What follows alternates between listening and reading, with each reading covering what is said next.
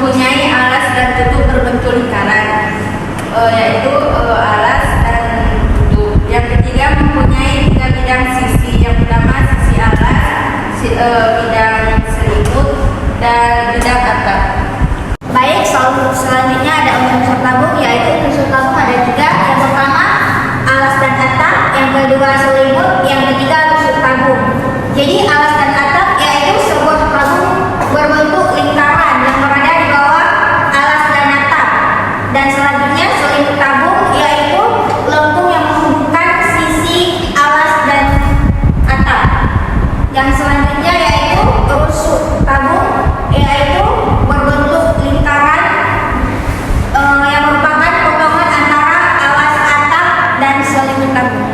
Baiklah, selanjutnya saya akan menjelaskan bagaimana sih cara mendapatkan rumus dari volume tabung. Nah, yang pertama di sini saya menyiapkan sebuah tabung, sebuah kerucut dan pasir.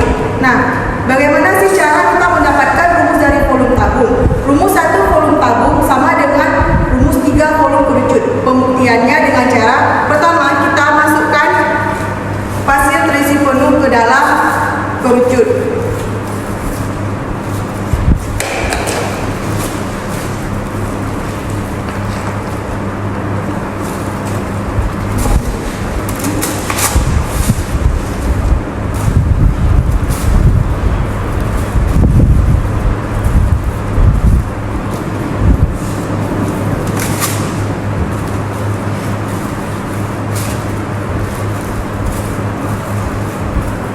Nah, untuk tabung terisi penuh, maka kita membutuhkan 3 kali volume dari kerucut.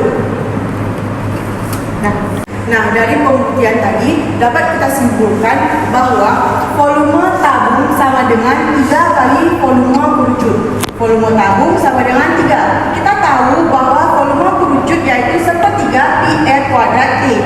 Nah, 3 kali 1/3 sama dengan 1. Kita pindahkan volume kerucut ke bawah. 1 pi r kuadrat kali T. Nah, untuk mendapatkan hasil dari volume tabung, rumus dari volume tabung yaitu pi r kuadrat kali T. Baiklah,